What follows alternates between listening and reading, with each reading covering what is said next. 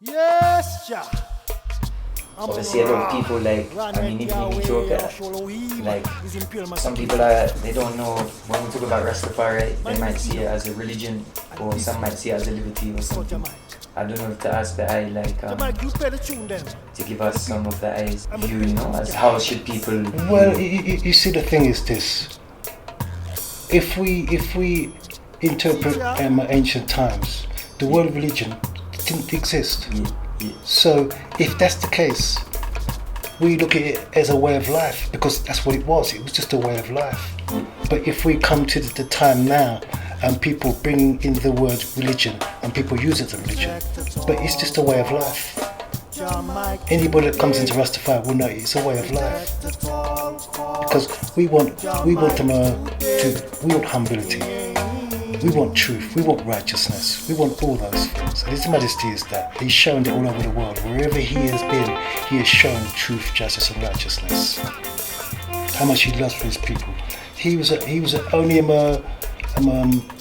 King of Kings that I am aware of. Now let me rephrase that. He actually took his the funds out of his own finances and help build Ethiopia. When the battle came with Mussolini, he didn't just say to his soldiers, well, look, you go on the front line and fight for Ethiopia. He went there too. So I ask, Menelik did the same thing. So I'm just saying that in the time that we're living in, and we see certain things and we experience certain things again, as you mentioned, religion.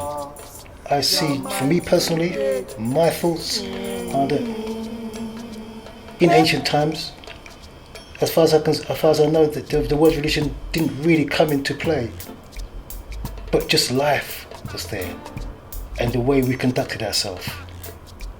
As in time of old, your word was your life. If you give your word, it was a serious thing. In this time, a man will say, well, yeah, don't worry, I'll do this, and he won't do it. But there's no consequences for that. But there's also no forward motion, because there's no conduit of a forward motion, because you didn't do what you said you was going to do. Heart of love. So all of these things are very important. Your word means a lot to you. My father said to me before he passed away, he said, son, without your word, you're nothing. But I soon grew to learn how important my word was. Because when I experienced people say to me, oh yeah, I'll be around tomorrow to do this, and they don't turn up, they don't call you, they don't say nothing, and the next time they see you, they're talking about something else. And he said to me, well, wasn't you supposed to come and do this the other day? I said, oh yeah, I was busy, or something happened or something. Well, you could have conveyed a message. You could have said beforehand, well look, I'm not going to make it, to show honour to the person that you asked to wait for you. All of these things relate back to ancient times. So it's just a way of life that we live, and I don't think that the word religion was there at that time. Someone could say, well, I read a book, that's fine, but for me personally, I don't see that word would be there at that time. I think that word only came around at a certain amount of time when people put that word in there and religion came about. Yeah. You said, true. Give thanks. Rastafari. Vibrations. Yeah. Vibrations is a thing. We think when we see someone's face, that we're meeting them. But we meet the vibration before we meet the face. Yeah. But we don't actually check it in our mind. I felt you before I saw you. Yeah. Kind of thing. Yeah. We do that all the time, because remember, we're living in a very spiritual time. Yeah. And the spiritual time is getting stronger and stronger because it's a spiritual battle. Yeah. So now you can think of somebody and they will call you, and you say, oh, I was just thinking about you. Yeah. And it happens more and more now, easier and easier and easier, because the telepathy is coming back, because this is a spiritual battle. Yeah. So spirituality is much, much easier, much stronger. But you got to recognize it, because it can quite easily go and go past you. You say, oh, yeah, hello, John, I was just thinking about it. He said, oh, yeah. Hey, what was you doing yesterday?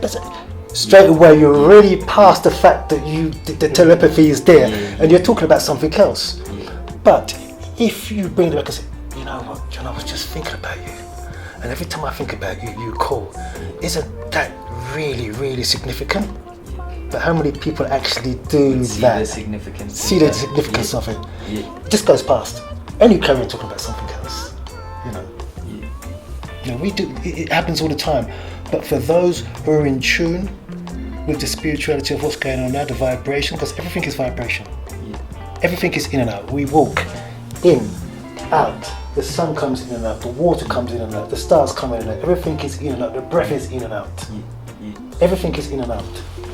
So, if that be the case, all that we experience is in and out. He sends it out, I bring it in. Telepathy is the same thing. Vibration is the same thing, because everything is vibration. We're living in such a special time. I remember reading a book and it said, those who live in the time of revelation are truly blessed.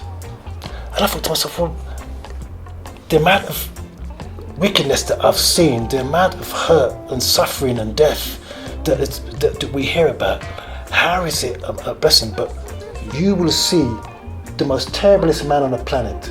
You will see him go down on his knees and beg for mercy. After all that he has done, you will see in this time, you are going to see the baddest man, the wickedest man go down on his knees and beg for mercy. Not everything is what it seems. Because, we all know, if there is truth, why do you seek to control the media? If there is truth, why do you seek to control the media? Well, then that means let's know what's really out there. But the fact that you try to control the media means that what you're saying to me is not true. So let me see everything. So the fact that you don't let me see everything, that means there is just no truth in what you're saying to me. You're only saying to me what you want me to think. And the images that you show me shape my reality. So I have to question everything that you show me and look at it in a different way. So if you're showing me, well, this person is a terrible person, I'm saying, well, hold on a minute. Well, you're showing me this, but you control the media. So why don't you show me everything? Why are you controlling the media? Why don't you just show me everything instead of controlling it? So how could I trust you if you're showing me what you want to show me? You want me to think a certain way. Yeah. There's a place I wish to mention is Bilbala Kirkos, which is what a spiritual place. You know the place? Bilbala Kirkos. Oh, what a spiritual place. I want to send a love to Adami and all the people in Bilbala Kirkos, wonderful village of people. And the high priest there and so on. Love and more love. Rastafari. Yes. I think it's one of the monasteries close to Lalibela. Yeah, 4th century church. The church is magnificent. The spirituality of the people is I can't begin to even express it. The way I felt when I went there. Again, beginning of time. I mean, when you mention a 4th century church, you could imagine what the church looks like and how it was carved out of stone. They also have a beehive at the top, just above the doorway to the church. Oh, and they actually gave me the bread and honey from that beehive. Yeah. Very, very spiritual time, a time that I will never forget. Visiting that village, I'll never forget that. Rastafari. Yes, eh? And I hope I got the name right, because I'm sure it's Bilbala Kirkos. Yeah. Okay. What a place. If you haven't been there, you need to go there. Yeah. Because it's part of Lalibela. Yeah. And as you go further in, you might have to go through some checkpoints. So one has to be cautious about that. Yeah. But once you're in there, real beginning of time. Real beginning of time. It's a place where you have to go and see the people, experience the vibration from the people, And when you look around, you see the village and you see how people are, and the love. The love is overwhelming. For those, it can bring tears to your eyes. Because we live in a society where, you know, well, Mum, I don't want to do nothing, but I want everything. I don't want to do the dishes, but I want this. Give me some money. I want new pensioners, but I don't want to do nothing. You know what I'm saying? They don't have anything, but the respect, the honor that they give to each other, from parents to child, from child to parents. Don't see that. And when you see it, it's so refreshing. When I went to Tensai's house, and when you see them kind of family bond there, his children honor him, he honors his children.